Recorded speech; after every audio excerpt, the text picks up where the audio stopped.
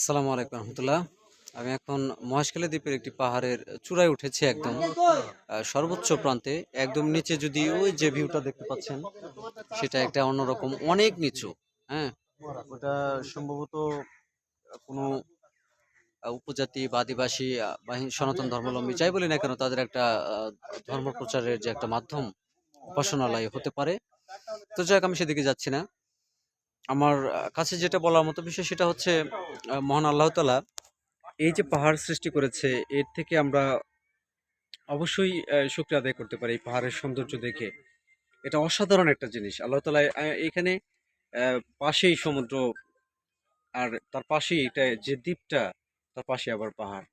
মানে তার প্রাকৃতিক সৌন্দর্যের দিকে যদি আমরা তাকাই, শুকরিয়া আদায় করে শেষ করতে পারবো না। তবু আমার যতটুকু আছে, আলহামদুলিল্লাহ, লাখো কোটি বার শুকরিয়া আদায় করছি, আলহামদুলিল্লাহ।